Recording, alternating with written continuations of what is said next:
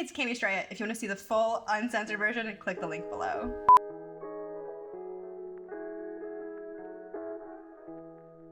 I am currently living in Raleigh, North Carolina.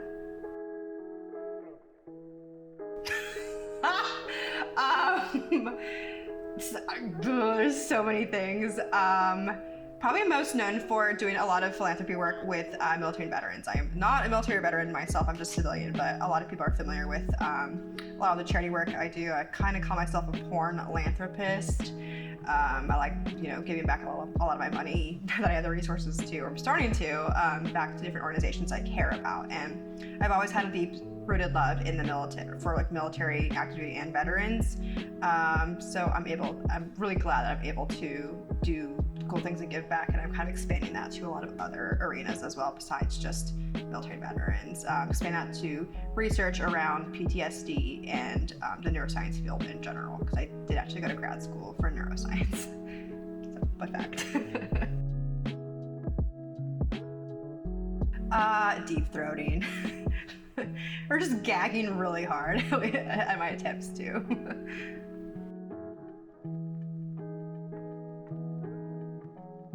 Ooh. Oh my gosh, that was, I want to say, I was Cami back in the day, so like during the midst of COVID, I had to stop stripping because that's how I was making money on the side to pay my way through grad school. And I would literally just find random guys, because I lived in the shittiest apartment in downtown Raleigh, like metal bars over the windows. There was like no lighting, really poor lighting. So like when I first shifted to OnlyFans in February 2020, I was like, I need a better place to film. So I would literally find like random guys on Tinder that were in like a few block radius of me, and I would like see if they're like rich, and I would like scope out. I'm like, does this guy seem like he has like money, or at least a nice place? And if he did, I would basically like convince him to let me cam at his place with like I would like bring my lighting and everything. It's so ratchet. But I was on Chatterbait when I first started, like more online work when I tried to transition over for the pandemic. I think it was like this one guy who was really big into cucking, or like being cucked, and I like eventually convinced him to like fuck me on camera on Chatterbait on a live stream. So he would do like, he worshiped me. He would have done like whatever I would have wanted him to do. So that was very interesting because it was a live audience, and you could see like the big rush of like viewers come in, because like, oh, it was a solo, they thought it was like a solo girl stream, and I'm like, oh, just kidding, it's not anymore. So that was very exciting for sure.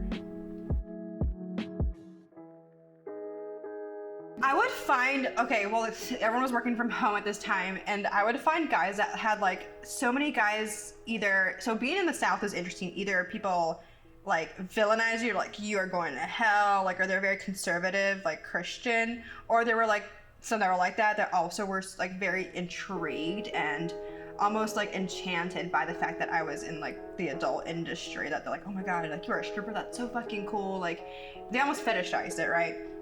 So it was pretty easy to find people like that, because I stood out in a sea of like, I don't know, very basic bland girls, this like random Latina that is trying to do porn, like lives a block away. So it wasn't too difficult to get people to like film with me in the beginning. It was just a matter of finding people that were good at filming, which is a whole other story. Like it is a different ballgame trying to fuck someone and hold a camera steady and not like breathe into it the entire time.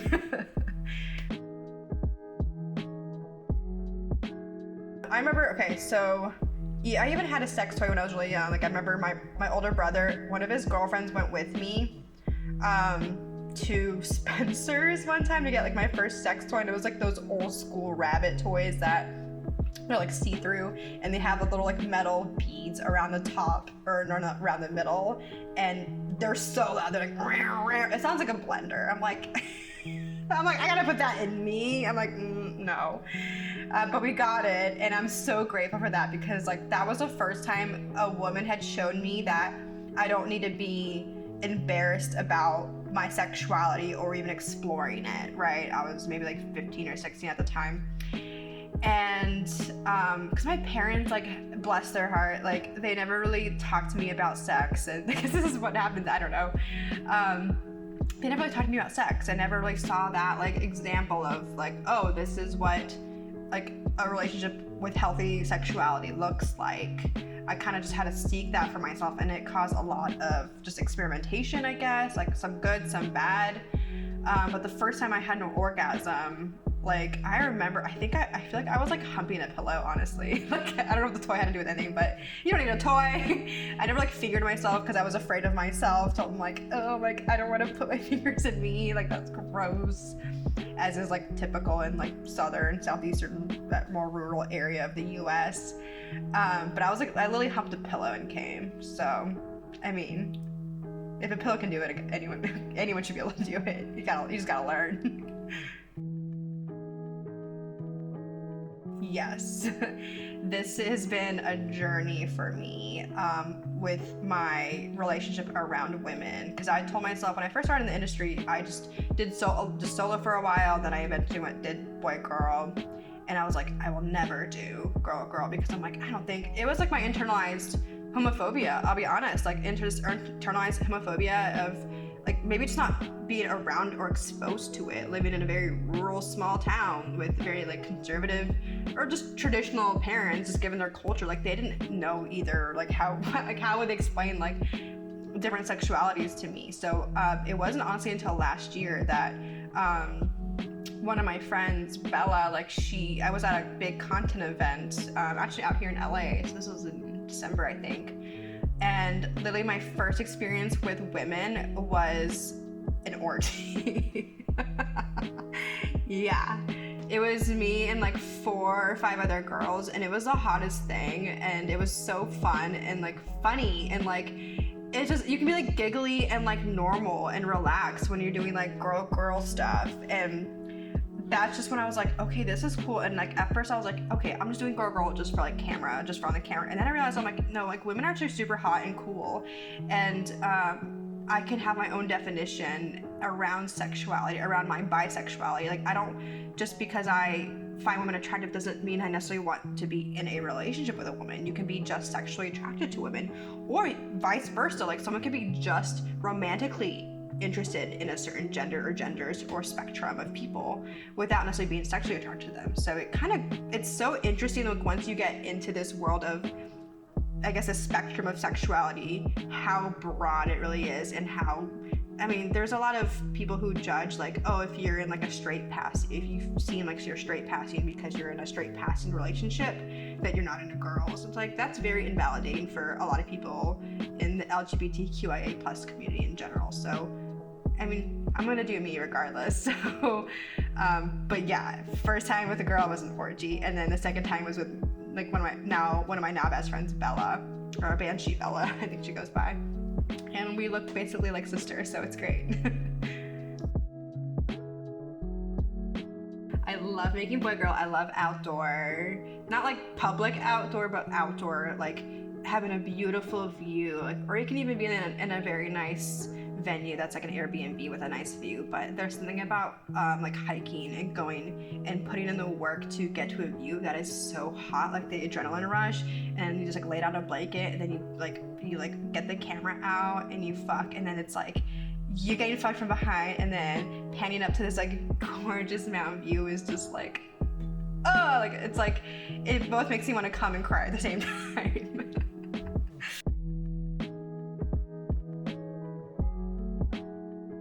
Okay, so my mom and my brother knew all along. I have an older brother, he's 3 years older, who's extremely supportive. He is also an entrepreneur, so he kind of gets it.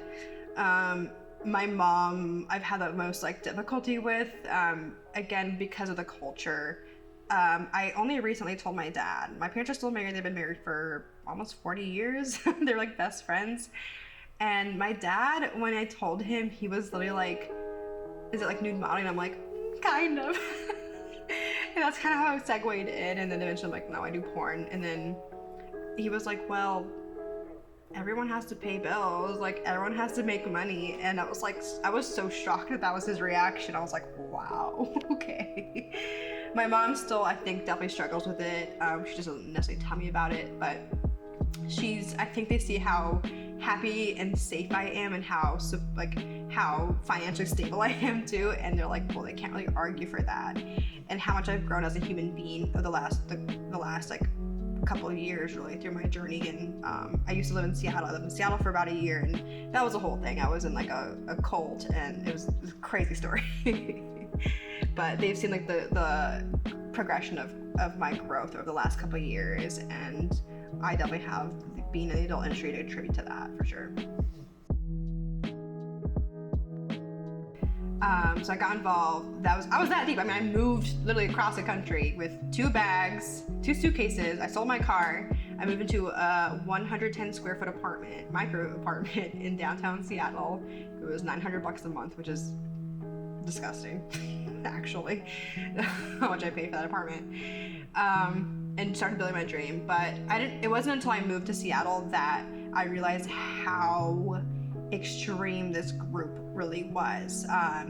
They like threatened to withhold like mentorship in this business if I didn't like kind of like follow like Christian beliefs, right? And I was like, okay, I guess, I mean, all these people are making money and this is a secret, like this is the ticket, sure, I'll go to church or whatever. So I like swore myself to celibacy and all that. It lasted like all of 6 months before I met a guy, and he like swept me off my feet. He was the wrong kind of guy, but whatever, it got me out of the business. Obviously like broke my vow of virginity, and I told my mentor, my that was mentoring, the guy that was mentoring me, I told him that like I had watched porn, and he basically told me I was a sex addict, and I really believed him because I respected him, and I was like, oh my god, I'm a sex addict because I watched porn once and I had sex like twice in like a year. Crazy. And it's like, looking back now, it's so wild. I was like, wow, like these people really thought they were like doing me a favor, and they really were not.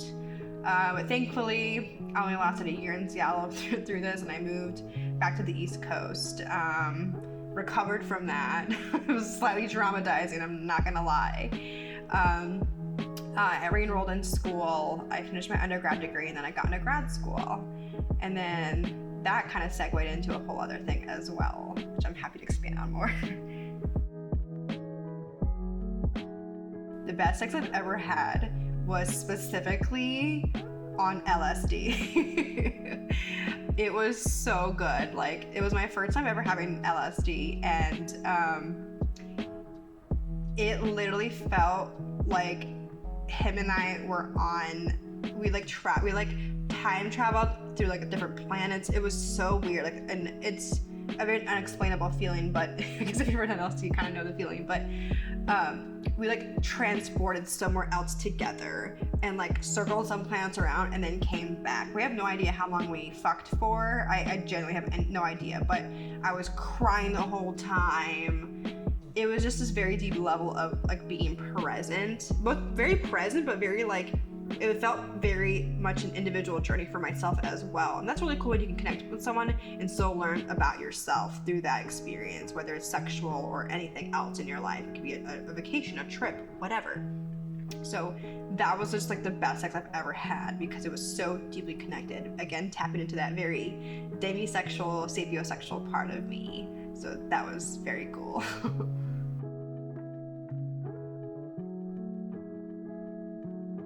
Only with girls. I have yet to do a threesome with either 2 guys or 2 girls. It's definitely like on the list. I would just need to find, I guess, like the right people that are either like in relationships that I already know, or they're like girls or guys that like are very much like just here to film. I don't think I'd have one just for like funsies. I don't know. Like, it'd be hard to connect. Personally, for me, it'd be hard to connect with like 2 people at the same time. Not that I feel like it's a competition, but like that individuality, the individual experience you get when you're having sex with one person versus 2 or multiple, it's just different. There's a little bit less intimacy, I'm not gonna lie, for me. But it's definitely on the list. I think it'd be fun. Oh God, I did anal once. And it was like in Cancun. I was really drunk, I was in the shower. It was this horrible way to do anal. So I still consider myself an anal person. I'm like, this doesn't count. I was absolutely trashed. And he like, my college boyfriend like shoved it up my ass, like he asked if I could, like I think I begged him to probably, in the shower, like, do not do that. Water is not lube, like that is not the route to go at all. But I am like slowly trying to train myself to do anal again, because I know your butthole is a lot more like malleable and stretchy. My pussy can only fit so much, but your butthole can apparently fit a fucking watermelon.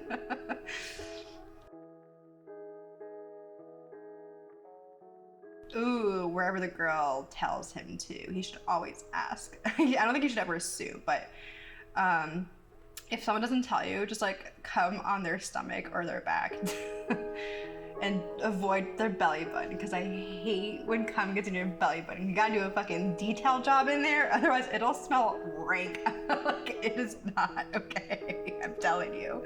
I'm just being real.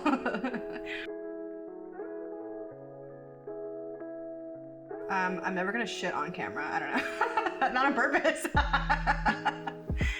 Everything else is like, a lot of things in my life I said I'll never do, but I did. So I don't know. I'm open to a lot of different things, depending on the people. But yeah, I'm not into a lot of the more like crazy kinky stuff. I just like very much genuine and connected sex.